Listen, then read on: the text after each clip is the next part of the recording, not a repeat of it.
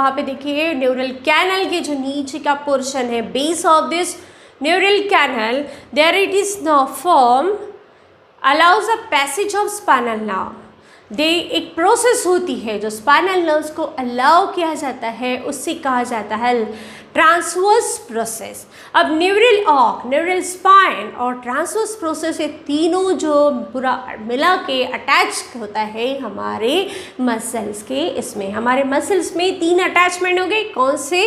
Neural arc, neural spine and transverse process. तो इस तरीके से हमारे वर्टिब्रेट्स में मॉडिफिकेशन होते हैं, अलग अलग रीजंस हैं और इस तरीके से हमारा वर्टिब्रेट वर्क करता है। अब एक एक क्वेश्चन डिटेयली लेते हैं। सबसे पहले लेते हैं हम अपना एटलस वर्टिब्रा। एटलस वर्टिब्रा किस तरीके से वर्क करता है? डायग्राम में भी आपको दिख जाएगा। एटलस वर्टिब्रा जो एक ring like first cervical vertebra है, इसमें एंटीरियर एंड posterior arches है. It does not have the centrum and spinous process, and now here it is process that is transverse process and transverse foramina.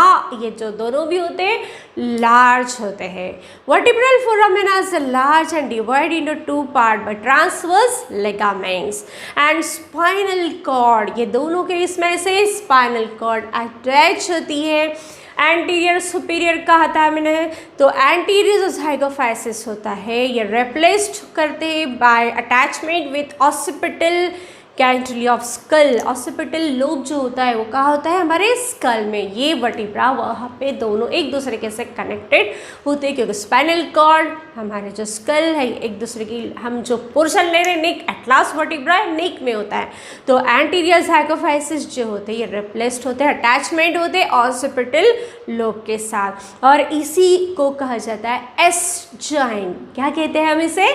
S joint. तो ये diagram में आपको दिख जाएगा atlas vertebra किस तरीके से दिख रहा है. रिंग लाइक पोर्शन में anterior and faces of articulate with occipital embryo आपको दिख रहा है डायग्राम में. इस तरीके से एटलास वर्टिब्रा में दिखता है. उसके बाद क्या होता है? Axis vertebra. अब ये जो सेकेंड वाला है, सेकेंड सर्वाइकल वर्टिब्रा है, centrum of this vertebra gives out tooth like odontoid process. अब इसकी जो प्रोसेस होती है ये किस तरीके से, जैसे हमारा दांत का पोर्शन होता है उसी तरह से इसका पोर्शन दिखने में होता है, तो इसलिए इसे कहा जाता है odontoid process. This process fits into the anterior portion of vertebral foramen of atlas vertebra. अब atlas vertebra के anterior portion में ये pivot joint या फिर attachment होते हैं. ऊपर के साइड में axis होता है तो नीचे की साइड में axis, एक atlas होता है और उसके बाद में axis होता है. तो जो हमारा axis vertebra है ये anterior portion में होता है एटलास के, एंड इसीलिए इसे नो जॉइंट, क्योंकि दोनों अपोजिट में होंगे. Atlas vertebra and axis vertebra. Atlas को हमने अगर एस जॉइंट कहा था तो ये अपोजिट पोर्शन होने की वजह से हम एक्सिस वर्टिब्रा को कहते हैं नो जॉइंट. यस. इसके बाद देखिए टिपिकल सर्वाइकल वर्टिब्रा. अब हमारे जो टिपिकल सर्वाइकल वर्टिब्रा किस तरीके से वर्क करते हैं? टिपिकल जो वर्टिब्रा नंबर होते हैं 3 to 6 are called the typical vertebra. जो वर्टिब्रेट नंबर 3 to 6 में आते हैं वो होते हैं टिपिकल सर्विकल वर्टिब्रा, और ये हमें शो करते हैं bifid spinous process. Transverse process of this vertebra reduced, and इसके इसमें जो 7 सर्वाइकल वर्टिब्रा होता है that is largest cervical vertebra, जहाँ पे हमारे न्यूरल स्पाइंस स्ट्रेट अटैच होते हैं. न्यूरल स्पाइन स्ट्रेट अटैच होने की वजह से हमारा मूवमेंट का जो पोर्शन है वो डिस्ट्रॉय नहीं होगा, इजीली वर्क कर सकता है और इसे ये मेंटेन कर सकता है नेक.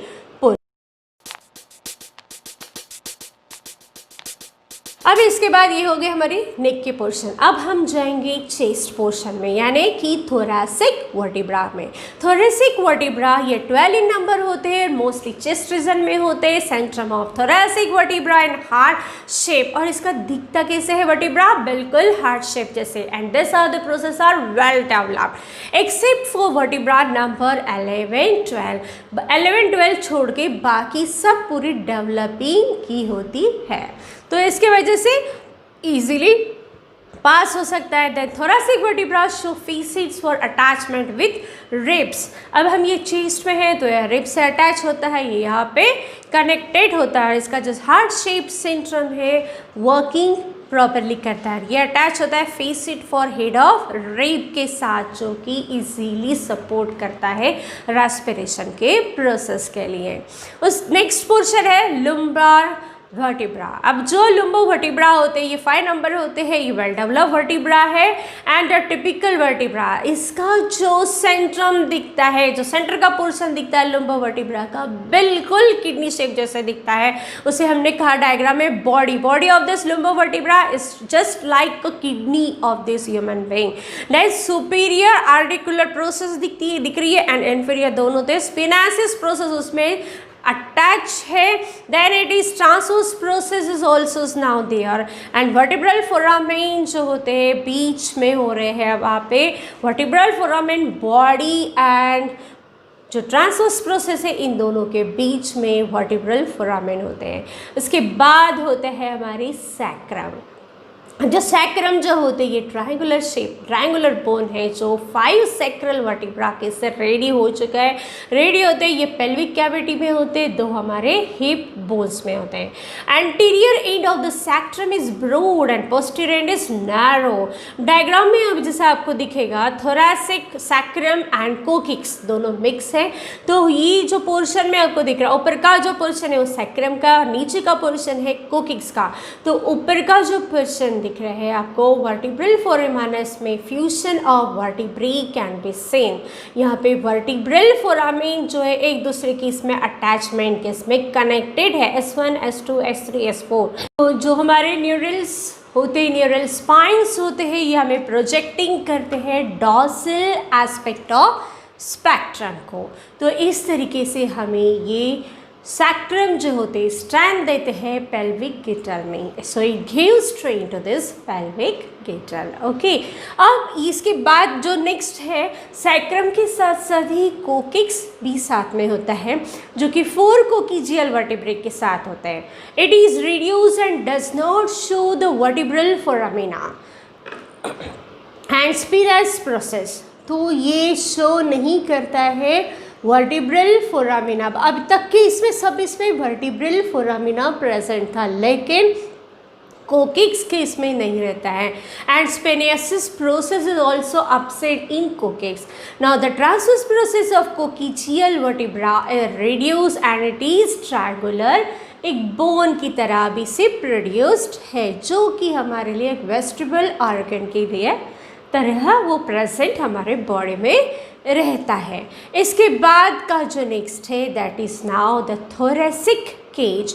थोरेसिक केज जिसमें 12 हमारे थोरेसिक वर्टिब्रा होते हैं, which are already now the 12 pairs of ribs and breast bone the sternum, ये सब इसमें थोरेसिक केज में आते हैं जिसमें 12 pairs of ribs, breast bone and the sternum. इस तरीके से हमारा थोरेसिक केज होता है। अब रिब्स क्या करते हैं? रिब्स हमारे जो गैसेस एक्सचेंज टिक्स प्लेस करते ऑक्सीजन लेना एंड कार्बन डाइऑक्साइड देना, ये मेन वर्क होता है रिब्स में। Then sternum is protected as the thoracic cavity and then manubrium and body they help the ribs to exchange the gas। और ये हमारा जो गैसेस एक्सचेंज होते हैं, जो हम ऑक्सीजन लेते कार्बन डाइऑक्साइड देते, मीन्स कहाँ पे देते हैं ऑक्सीजन, तो हमारे ब्लड वेसल्स में मिक्स होते हैं। तो बॉडी एंड जाइफाइड प्रोसेस यही काम करते हैं। उसके बाद नीचे जो है that is now the xiphoid process and vertebral column होता है, वहाँ पे हमारे ब्लड के साथ हमारा ऑक्सीजन एंड कार्बन डाइऑक्साइड का एक्सचेंज होता है। ये सब होते हैं हमारे थोरेसिक केज में। अब ये इसके इसमें देखिए स्टर्नम हमने जो कहा है, स्टर्नम तो मेन है हमारे स्केलेटन के जैसे वर्क करता है और ये फ्लैट नैरो बोन होता है near about 15 centimetres in length and it placed medially, ये हमेशा बीच में होता है। बीच में इसमें 3 डिस्टिंक्ट पार्ट्स कर दिया, that is now the manubrium. पहला पोर्शन हमने कर दिया, मैन्यूब्रियम कहाँ है, second one is the pars manubrium is a body and दूसरा है थर्ड है ज़ाइफॉइड प्रोसेस। तो मैन्यूब्रियम जो होते हैं इसमें दो नॉचेस होते हैं एंटीरियोलैटरल साइड, किस चीज़ के लिए, अटैचमेंट के लिए। यहाँ पे दो नॉचेस होते हैं attachment of the first pairs of the ribs. तो हमारे जो रिब्स के भी लेवल्स होते हैं वो अटैचमेंट के लिए जो पहले दो रिब्स अटैच होता है दैट इज ना विद द मैन्यूब्रियम। उसके बाद आती है बॉडी। बॉडी जो बीच में पोर्शन है तो स्टर्नम की जो मेन बॉडी होती है वो फ्लैट बोन ही होता है। इसमें 5 नोचेस होते हैं एंड डायरेक्ट और indirect attachment of ribs. Ribs means is a cartilaginous extension called costal cartilages जो कि कॉन्ट्रैक्ट रिलैक्स्ड होता है। इस तरीके से रिब्स वर्क करता है। एंड लास्ट होते हैं ज़ाइफॉइड प्रोसेस। ये लोअर मोस्ट पार्ट होता है स्टर्नम का और क्या करता है, in provide space for attachment of diaphragm and abdominal muscles.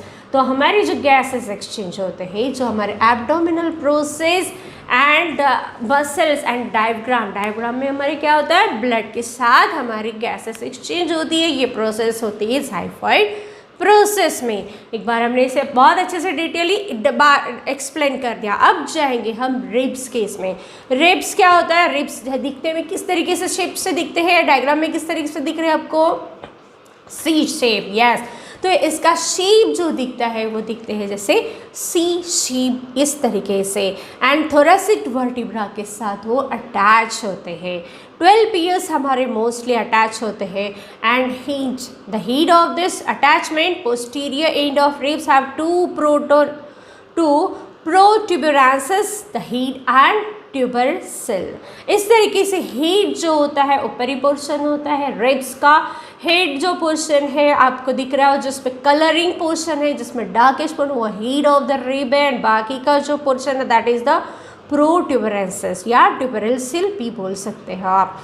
The head of the rib and the tubercle, ये दोनों अटैच होके ही हमारा एक रिब अटैच होता है। हमारा rib easily gases exchange takes place कर सकता है। Now these true ribs, false ribs and floating ribs, ये हमारे टिप्स टाइप्स होते हैं। द ट्रू रिब्स किसे कहा जाता है, जो पहले 7 पेयर्स के जो रिब्स होते हैं उसे जो स्टर्नम के साथ डायरेक्टली अटैच होते हैं उन्हें ट्रू रिब्स कहा जाता है। The costal and false ribs किसे कहते हैं, फिर फॉल्स रिब्स जो होते हैं ये रिब्स नंबर 8, 9, 10 जो कि दिख रहे अटैच हुए हैं। So they are attached to the rib number 7 on either side and not directly to the sternum. Sternum के साथ डायरेक्टली अटैच नहीं होते, बट 8, 9, 10 का जो होता है उसके बाद का जो पोर्शन होता है उसे कहा जाता है फॉल्स रिब्स। दिख रहे अटैचमेंट लेकिन होती नहीं है। Next is floating ribs. Floating means last 2 pairs of ribs जो है जिसमें कोई वेंट्रल कनेक्शन होता ही नहीं है, तो उसे कहा जाता है फ्लोटिंग रिब्स। होते दिख रहे हैं बट उनका कोई कनेक्शन नहीं है, तो इसे कहा जाता है floating ribs. So last 2 pairs of ribs have no ventral connection and they are called as a floating ribs. जो स्पेस बिटवीन द रिब्स, जो रिब्स के बीच में एक स्पेस होती है उसे कहा जाता है intercostal space. Ribs provide space for the attachment of intercostal muscles. Muscles के लिए आपको दिखेगा रिब पे, रिब का एक स्पेशल पोर्शन है, ट्यूबरसिल ऊपर का है, उसके बाद नेक कोई स्पेशल पोर्शन एक स्पेसिफाइड एंगल में होते हैं और इंटरकोस्टल मसल्स होते हैं। एंड इस तरीके से हमारा जो रिब है वो depression of costal cartilage and head ये पूरे रिब वर्क करते हैं। तो हमारे रिब्स हमारे 3 टाइप्स के हो गए, true ribs, false ribs and floating ribs.